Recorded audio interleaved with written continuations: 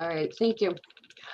This is the September 8th, 2020 meeting of the Board of Library Trustees.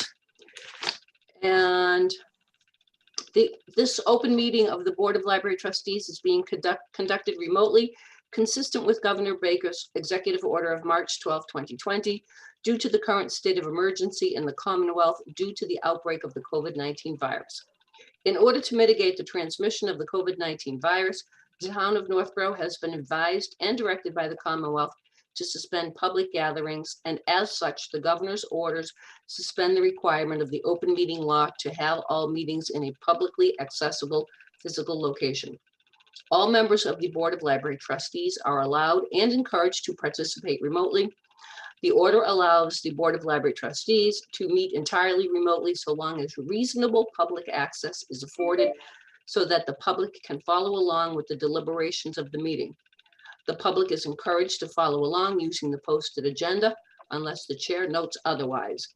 Members of the public who wish to view the live stream of this meeting may do so by going to Northborough Remote Meetings on YouTube via the link listed on the agenda.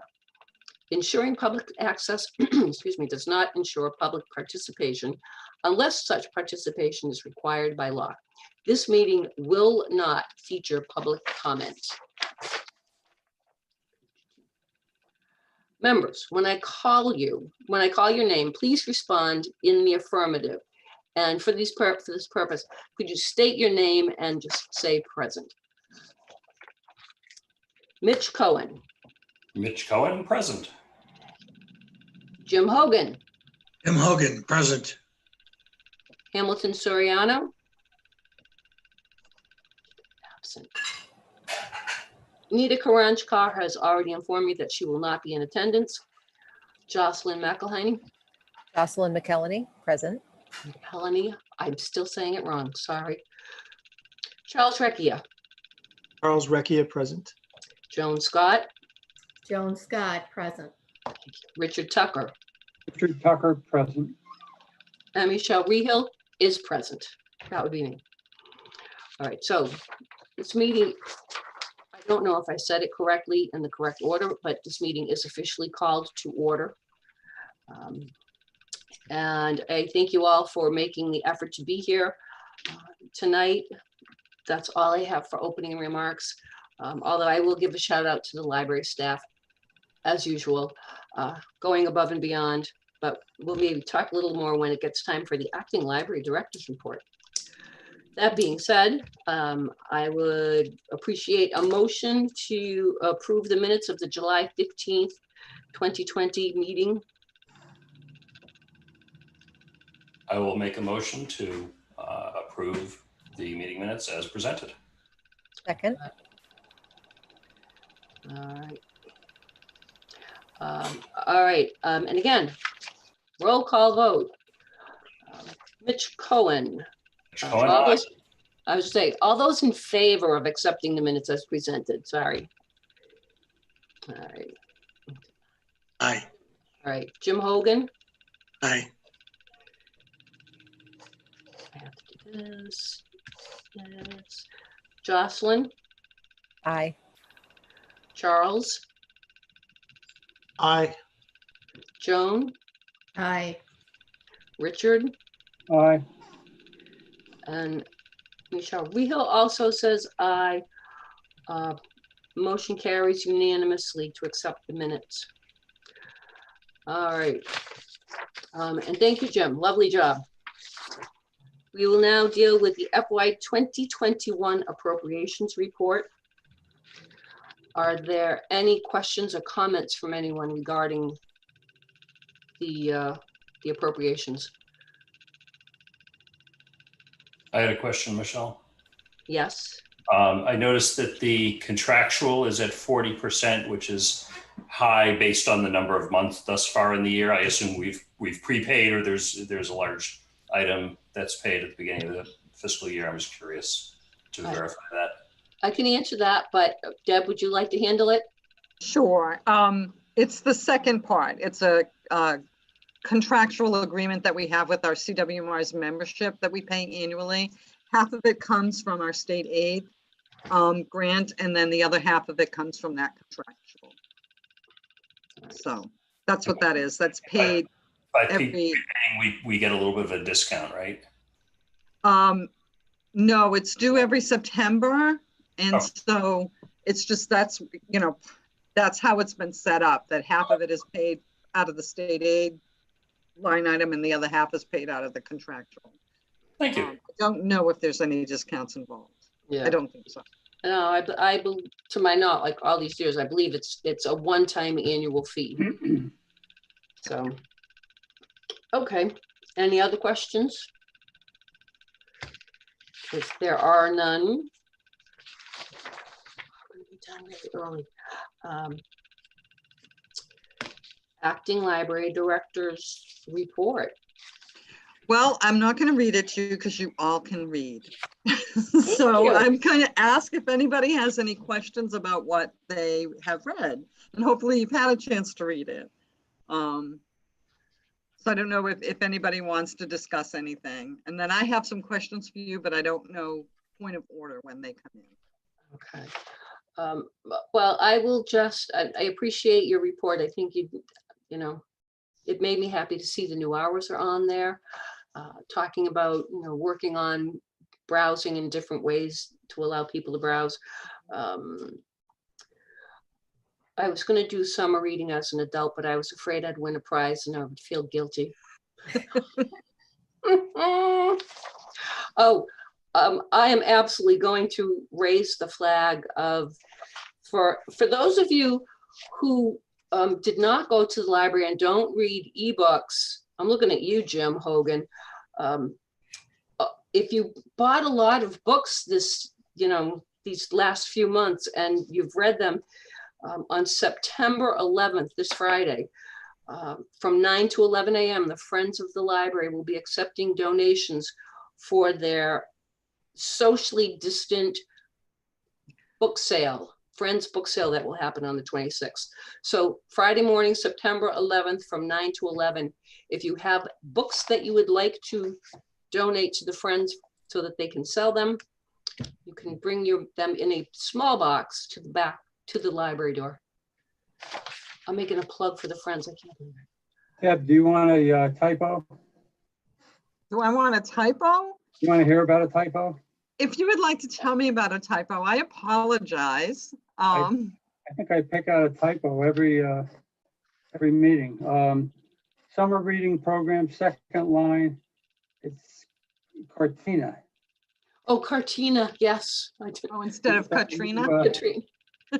That's a new. That's what I call her. That's my affection. Pet name. Oh, so it's not. No, it is a typo. Thank you. I'll correct it for the official. I thought it still sounded like a real name, so I was gonna let it go because it amused me. I thought it was the ski resort in Italy. Oh, it does kind of sound like that.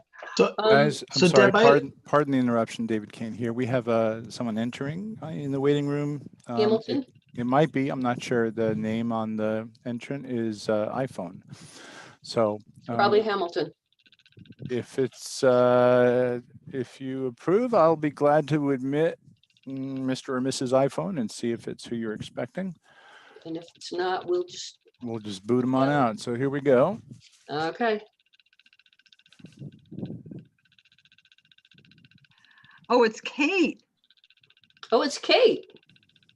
Kate's welcome, right? Hi, Kate. Kate, she's a staff member. She can be there. Kate, you came in as iPhone. Nope, you're And you're muted. muted. I couldn't There get you in through YouTube. I couldn't get in through YouTube.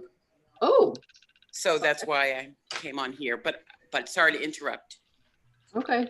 Nope, not a problem. Probably a good time to pop in. We're doing the library director's report.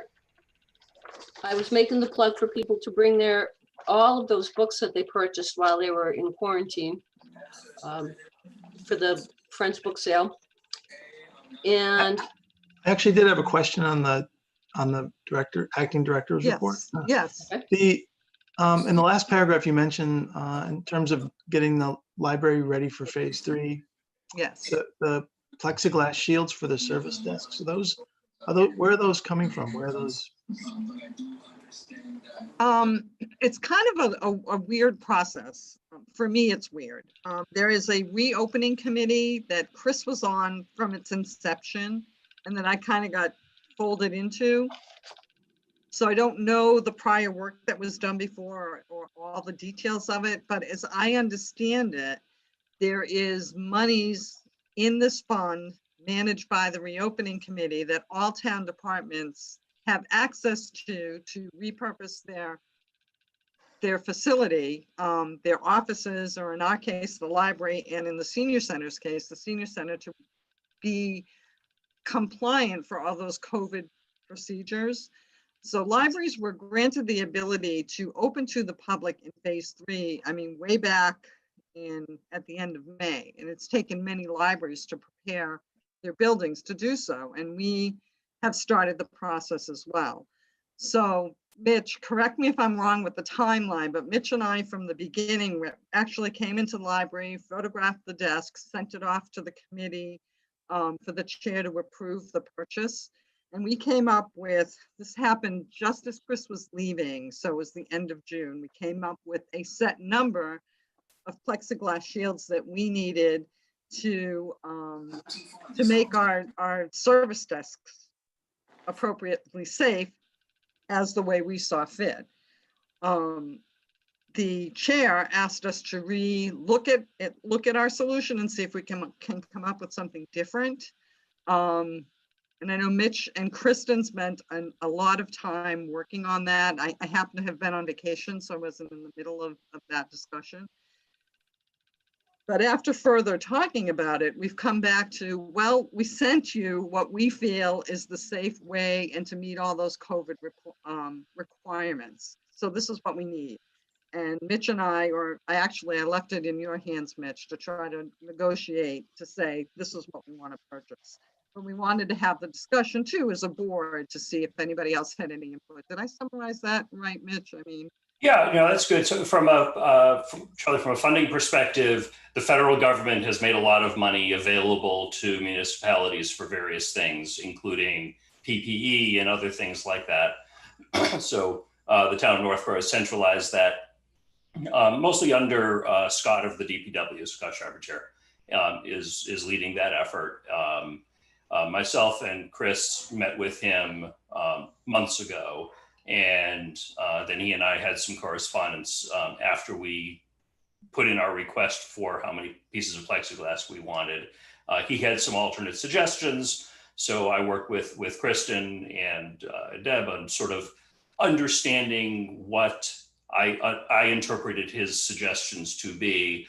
And it's sounding like Deb, and I fully support her, wants to go back to the initial request. So I will, if it's okay with Deb, you and Michelle and the board, I'll go ahead and relay that to Scott and say, we'd like the plexiglass shields. I mean, in short, he was suggesting fewer plexiglass shields and some, I forget what they're called, the rope things that go between the posts. Stanchion, yeah. Stanchions, yeah, I always forget that word. And this would be, we're looking at the protecting not just the main circulation desk, but all of the desks throughout the building that have public access and staff behind them. So I will relay that again and see what kind of response we get. And then they would do the purchasing, so it would not be out of our library budget. They would take care of the purchasing and the funding and the reimbursements and all of that stuff. So that makes it much easier for us than if we, through our budget, were doing the purchase and then submitting for reimbursement from the federal So it's an independent pool, yeah. Yeah, good way to look at it. So, and that's just part of what we need to go through in terms of reopening. And I really, it's one of the things that I wanted to talk to you folks about in terms of how we as a staff should be working on that at this point. Because that's just one piece of the whole reopening puzzle. So I guess I need some input and direction from you folks about a timeline and what you think we should be thinking about. And also knowing that, you know, this is ultimately something that falls in the lap of our town administrator, because it's up to the town to decide when our public buildings are going to be open. So I'm just not sure how we should be proceeding at this point in time for the whole plan. I happen to have observed a Board of Selectmen meeting maybe a month, 3 or 4 weeks ago, where someone called in and asked when the library would reopen. And the administrator's response to that was, I don't want to artificially quote him, but it was along the lines of, we're searching for a new permanent director of the library. And I think he was more comfortable waiting for a director to be on board. Is the way I interpreted those comments. So I think before we, as part of making decisions to reopen, we certainly want to keep him in the loop, because he is overseeing this from a town's perspective, and certainly Scott from the DPW is overseeing a substantial level of detail on that. And I would wholeheartedly agree with that. But at the same point, I think we as a staff need to be making some preparations. So what I'm really asking for is, what do you think we should be working on? For example, yes. You can give us the, for example. I had a thought, but I know you have been doing a lot of work on this. So go for it. Tell us, for example. Well, for example, we have foot soldiers in the field going out and looking at libraries that already have opened. Kimberly wrote a wonderful email to me, and I asked her if I could share it with you folks. So if you want it, I will send it to you, of what Westboro is doing. And that's just one model. Like I said in my report, there's a bunch of different models. So some of the things we could be working on is deciding what we want to do for our model. That's just one step of, getting the PPE in place, such as the plexiglass shields, is one step. Another step is us working together as a staff, deciding, what model we want to go on. And then there's also, repurposing the building itself. There's a lot of work, I think, that needs to be done in the lobby. And some of these things are dependent on others. For example, if we're doing appointment, we might repurpose the library in a different way than if we were doing counting people coming through. So I guess my ultimate question is, what steps or what decisions do you want us as a staff to make right now, so that when the permanent director comes on board, we say, well, this is what we've got planned so far. So they'll have a starting point, a stepping stone. I'm going to toss out there, if Kimberly has gone out and done some legwork for you, some observations from the field, that would be good to know. I know you put a few things in here, like some of them have just the lobby is open. Some places are doing like letting people browse and self-checkout. Right. But I know that we don't have I don't believe we have the equipment that we need for the patrons to do self-checkout. Actually, we do have that. You have it? We have the equipment, we just don't have it installed yet. But I mean, that's part of, like, are we gonna have to rip out one of those big Mayan books? The Mayan temples? Yeah. Yeah, well, those things aren't nailed in place, right? They're supposed to be, everything's supposed to be movable. This is Jocelyn, when you see me walk by, these are the things that go through my mind. I had to think, it's like, maybe we could move the Mayan temples and make that side of the room, like when you walk into the library, that towards the left. If we move those out, or, substantially move them back, you could make one of the doors the entry door and have that side be the return your material here. Then you can go, maybe if there's room, browse new stuff here, and then people could go on either up to the stairs or into the children's room. And then you'd have that with a divider, so that when people come back, they have to go on the other side to go to the circulation desk to check material out. So that helps, I think, a little bit, even though people are coming in and out through the same doors. It's like you can only go, one side says, enter here, the other one says do not enter. And then just as a way to, because I know we talked about the lobby being a real bottleneck. and having problems. So I was just kind of tossing it out there that if, as you walk in, if the inside book return is, you go to the left, you return your material there, you can maybe browse new material there or go wherever else you're going in the building. And then the staff, the circulation staff can, or whoever is dealing with this, can go over and get the return material and move it into the place where it's quarantined, so that it kind of reduces the amount of traffic, or at least kind of splits it. So, because we had talked that, I know that it's come up a number of times, it's how do we keep people, you know, because we said, well, they come in over here, they want to go over and return their material over here, then they go over there to look at new books, and then they go over here to check their material out. So if we could figure out a way of doing it so that it works sort of that way, there could Sort of like a one flow through the library, no backsies. Yeah, or swing around, or Right. yeah. However, just like I said, it was just a So- thought that I had that might just like one, and I know that's only one small piece of a very big puzzle. Right.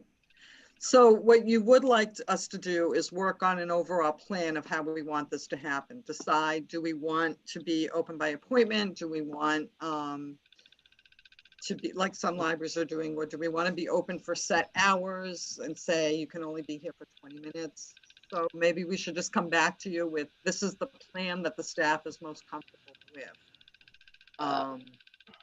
Does that make sense? Like incorporating what you said? I think so. It might also be like a multi-part thing that, you know, initially, again, needing direction from town administration at, you know, at the town level. When will buildings be open again? Think about ways of phasing in returning our patrons to the library, and Okay. what things we can do, and what things seem doable, manageable, so that when we can open, we can start. It's not just, okay, everybody come in, unless something miraculous happens and we can do that. But think about things that we can do to phase it in, if in ways that make sense. Yes, that does All right. make sense. I've hogged the conversation. If anybody else has anything they want to say, please. I have one other question related to the acting director's report, unrelated to what we just discussed. I'll wait until anyone else has anything else related to what we did just discuss, if you like. All right. Does anybody have anything? Bonnie, do you want to weigh in on what you would like to have happen up, you know, in terms of service and, you know, being up on the second floor? You know, it makes it very different than, you know, like children's services can work one way, but when you're dealing with young adults, or you're dealing with, you know, the adult services in computer rooms. Do you have So for the teen room, I'm very fortunate to have 2 doorways. So I've kind of mocked it up right now it's been up for a few weeks to test it out with the staff, where only one way in and one way out. I have signs on the doors, I have arrows on the floor.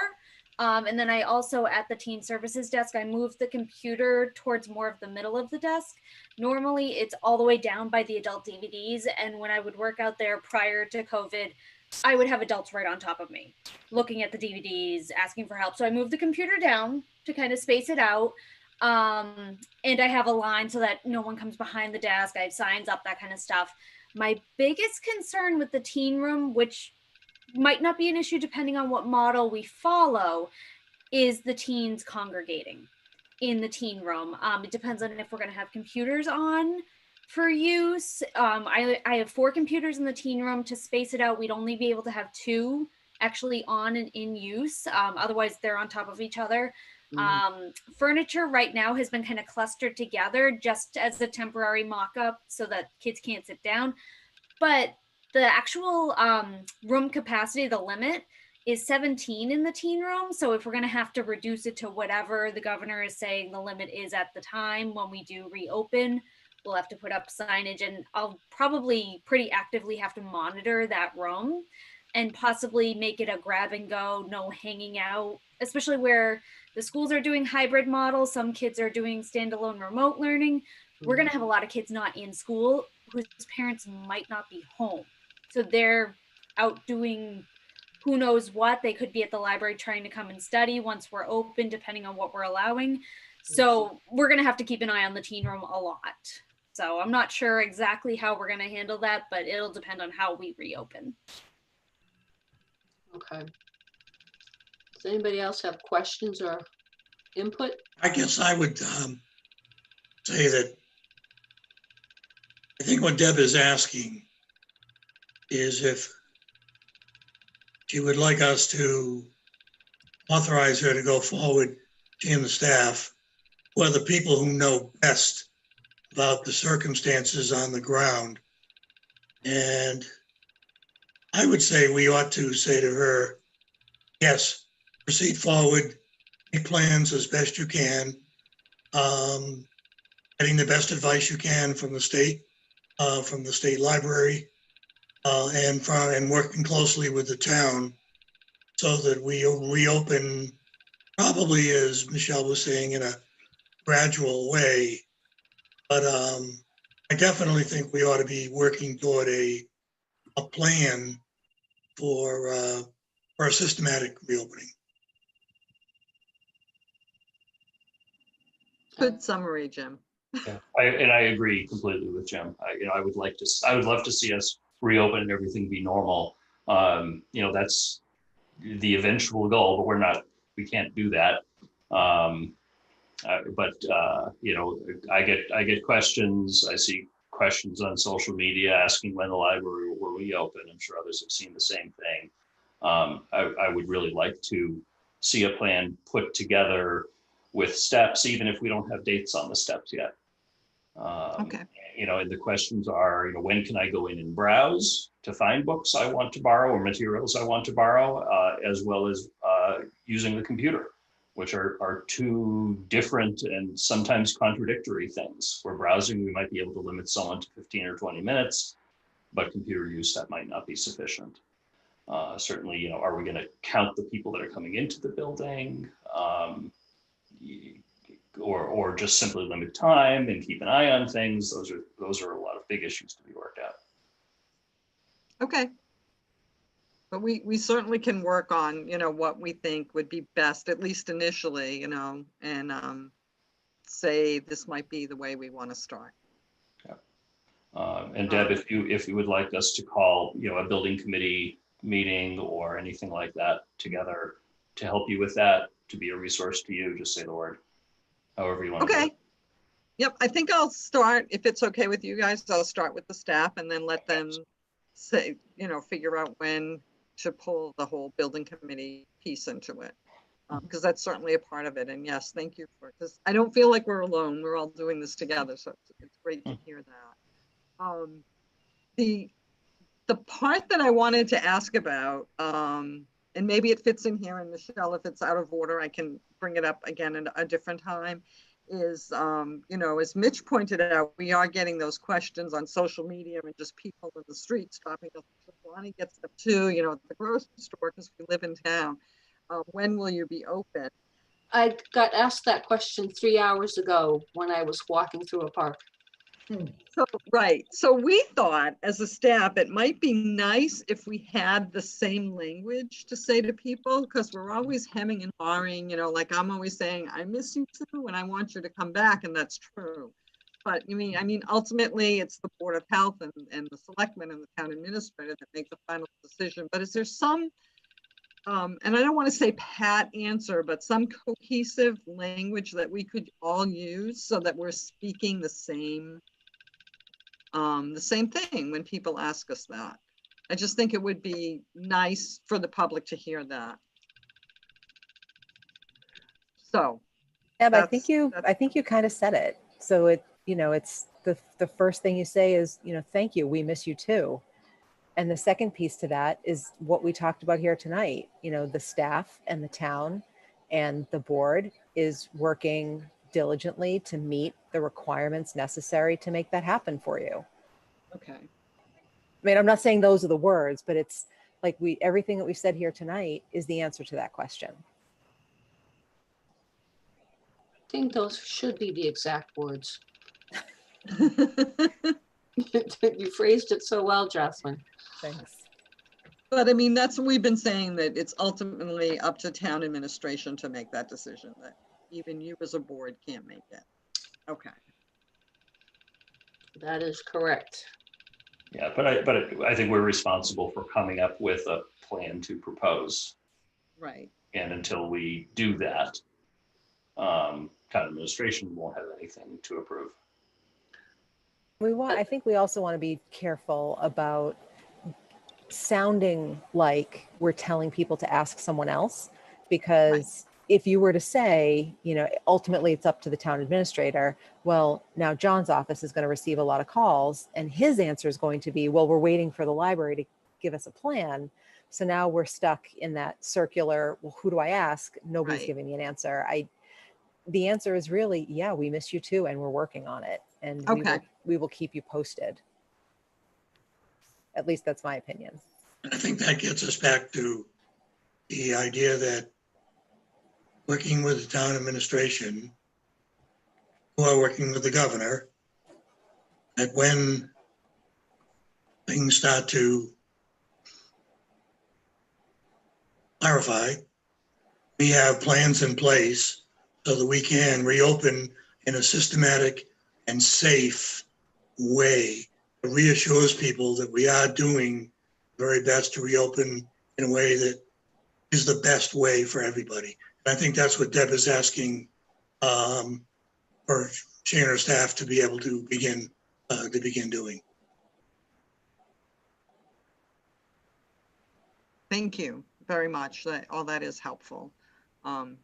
Sometimes, you know, we're hit with it and we hem and haw, and it's good to have like some great phrases to respond to that. So thank you. Or even like you said, just to make sure everyone's saying the same thing. Exactly. Regardless of what it is, if everyone's using the same similar language, at least now it sounds like a team effort. Right. Yeah. And I said, pointed out don't make it sound as if, well, we can't do anything until the town administrator. But we are working with the Board of Health, we are working with the reopening team, we are working with town administration. We have plans in place.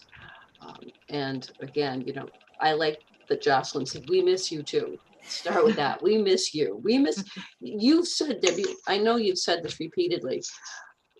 I miss the patrons. I miss seeing the public here in the library.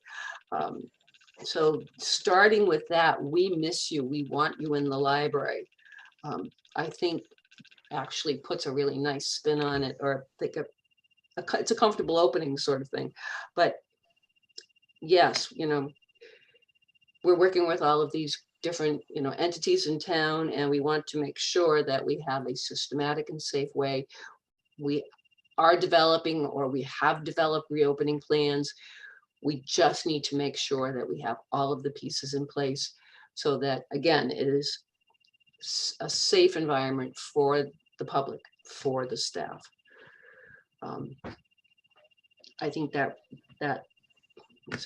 just presents the case nicely. Thank you. All right. Now, Mitch, did we want any more on this? Does anybody have any more comments, questions about the reopening or anything else on the director's report? I know, Mitch, you had a question. It's incredibly minor compared to the heavy items we were just discussing. You mentioned, Deb, in the director's report about museum passes and how we have them and most of them aren't able to be used right now. Do you have any sense as to whether we will get any refund, partial refund, or money applied to the purchase of the passes for next year, given the fact that, you know, most of this year they haven't been usable?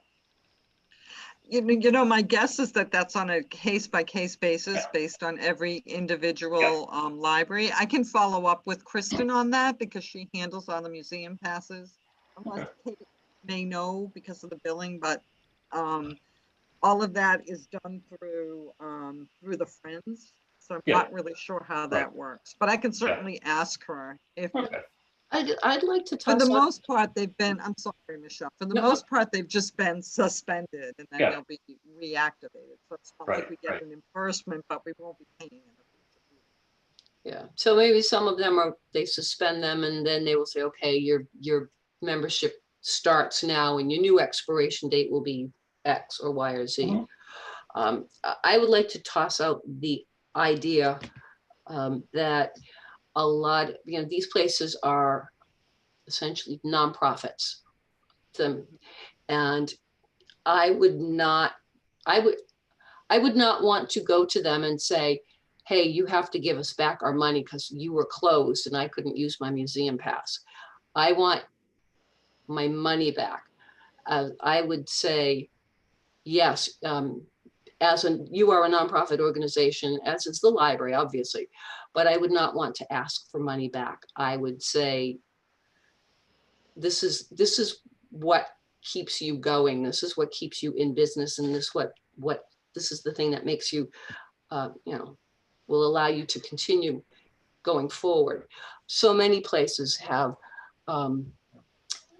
even though they're closed, even like the library building, there are ongoing expenses, and some of these places have significant ongoing expenses, whether there are people there or not. So that's just me making my plea for nonprofits. Sorry. I totally agree with you, Michelle. And to give you an example, the Worcester Art Museum and Tower Hill have had a reciprocal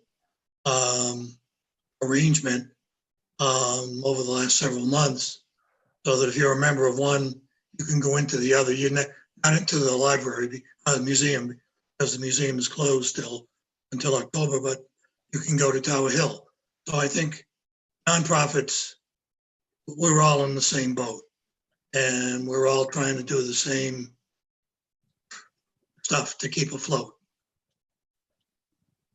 Yeah, I just want to be careful about particularly taxpayer funds. I know a lot of the memberships are purchased by the Friends through donations, so I defer to them to decide.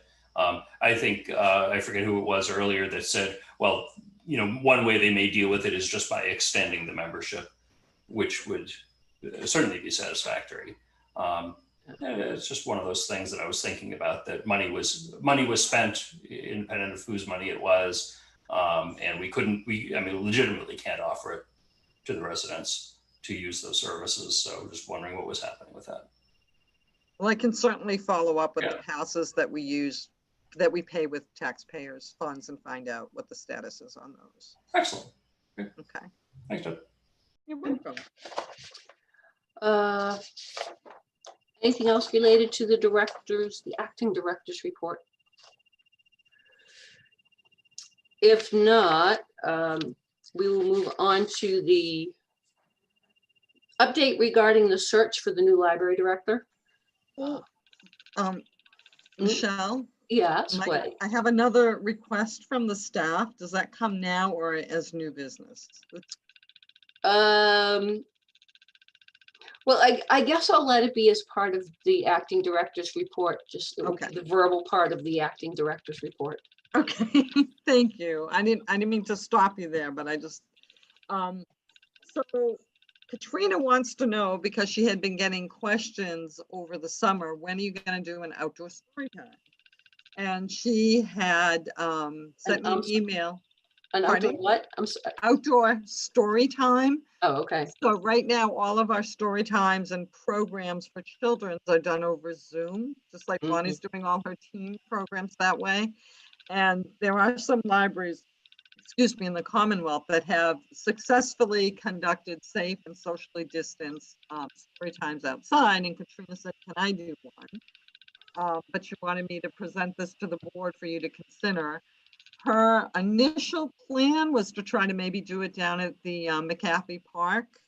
You know, request the pavilion, et cetera, et cetera. And I just asked her if, how she was going to keep the social distance because, you know, she said something about spray painting on the grass and I don't spray painting and I'm not sure where she was going to do that, if that was permissible in the park. And I mean, yes, we can have signups and we would have, you know, the appropriate number signed up.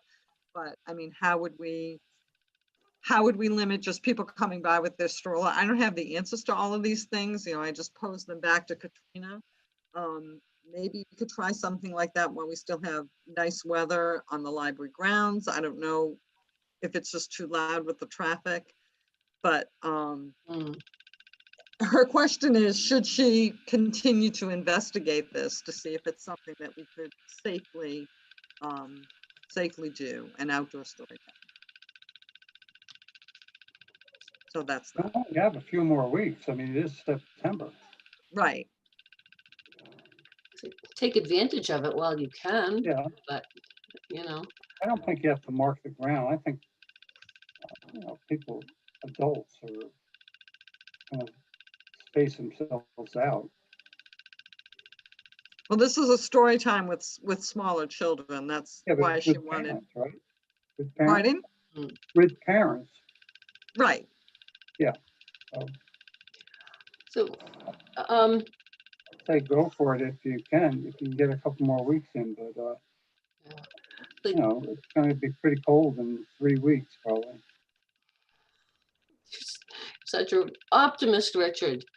It's Well, gonna be you know how it is. summer for, oh yeah, we live in New England, never mind. Not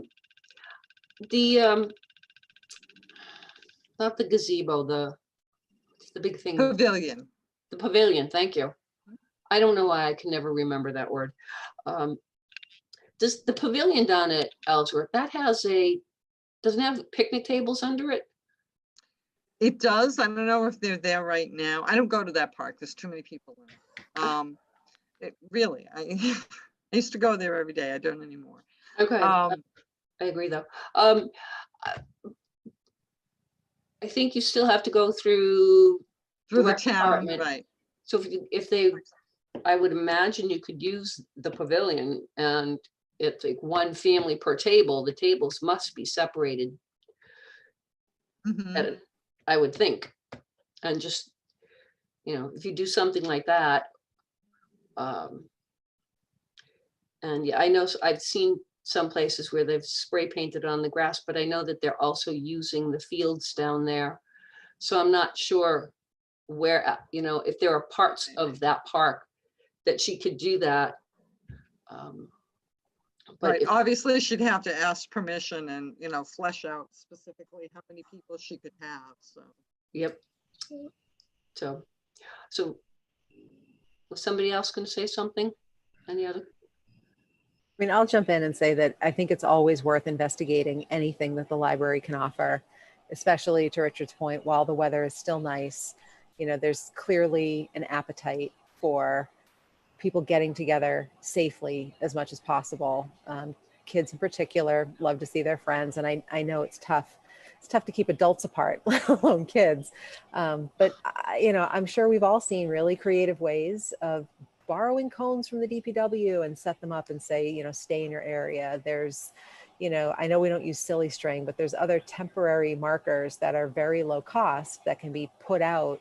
You know, it's a math problem. You just solve the math problem. How much area is under the pavilion divided by 36 square feet, 6 feet in every direction. And that's how many people you have. So I think Katrina should definitely keep looking into it. I'm sure other towns are doing it. You know, let's see what we can offer to the town. If I can, I was at the Algonquin track this morning, and I'm running some laps, and a teacher comes out with 8 high school kids. They're all carrying the lawn chairs, and they go on the football field in a circle, and he conducted a class. I mean, they were all separated. Pretty good to me, the way they did it without any big fanfare. It's also been surprising to me how close 6 feet actually is. Mhm. I They feel were it's, more than that. There were about 10 people. yeah. There was only 8 of them, 8 or 9. Mhm. I mean, we held town meeting for, it's, if Right. we're able to do that, I think we can pull 6 or 10 kids together under that pavilion and have a nice story time. Excellent. I know Katrina will be happy to hear that. So yay, thank you.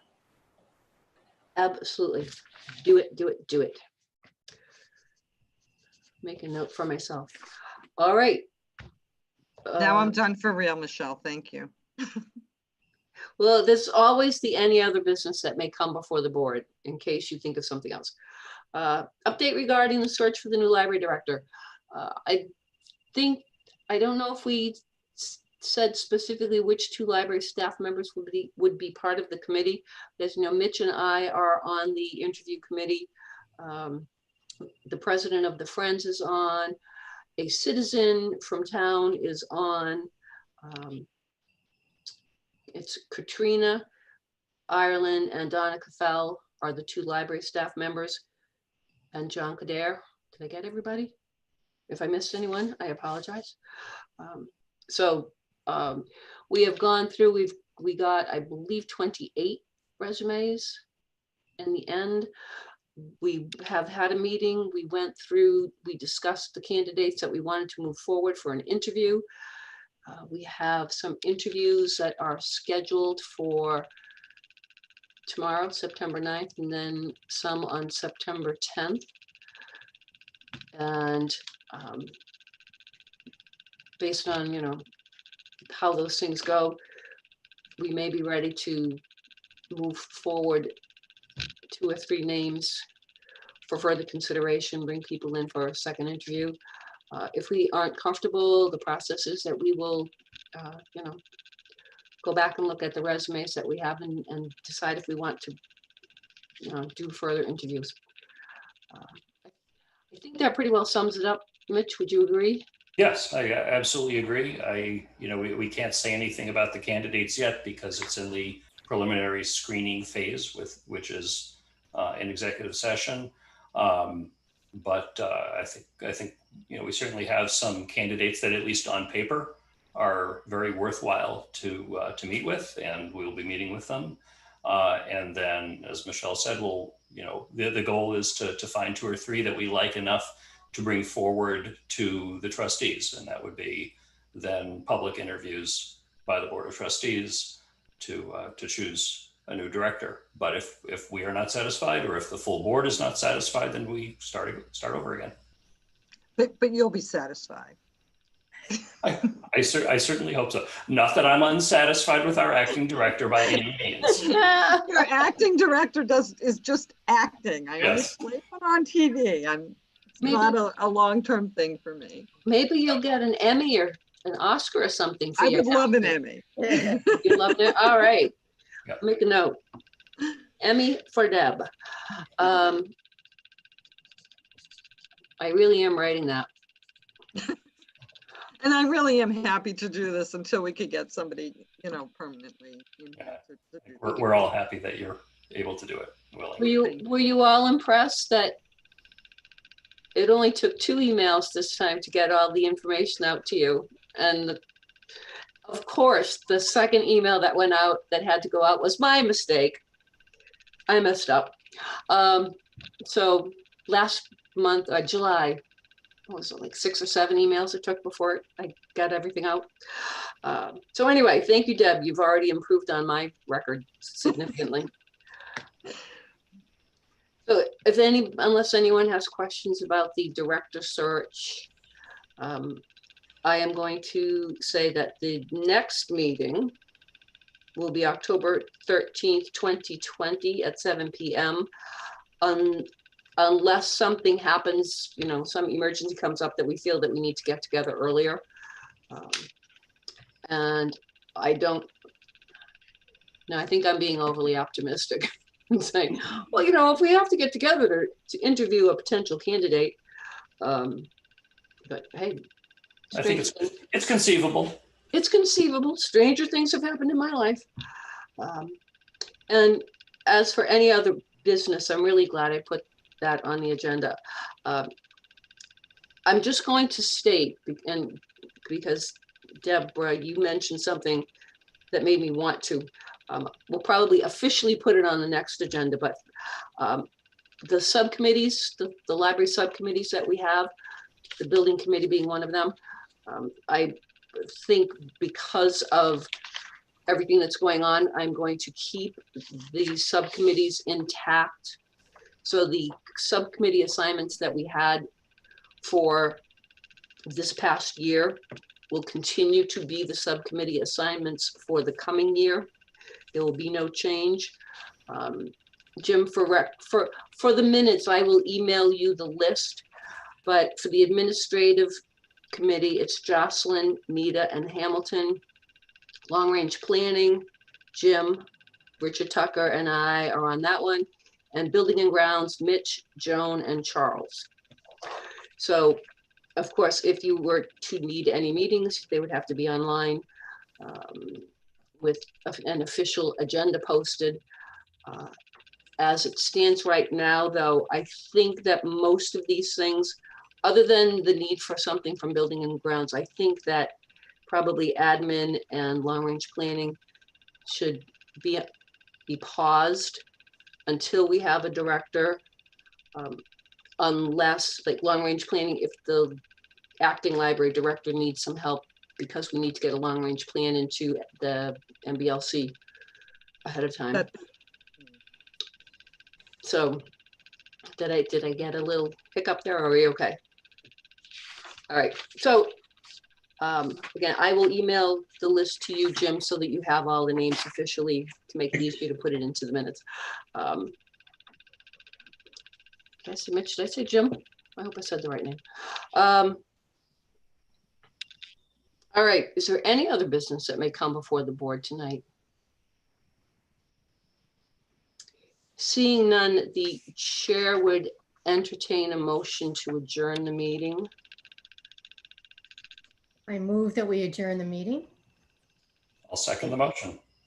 All right. All right, and again, it's a roll call vote. So when I call your name, please say aye. All those in favor of adjourning the meeting. Mitch Cohen. Mitch Cohen, aye. Jim Hogan. Jim Hogan, aye. Let's see if I can say it right. Jocelyn McHeleny. Jocelyn McKellany, aye.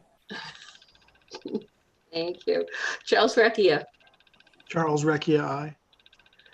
Joan Scott. Joan Scott, aye. Richard Tucker. Richard Tucker, aye. And Michelle Rehill, aye. The meeting is officially adjourned at 7:55 p.m.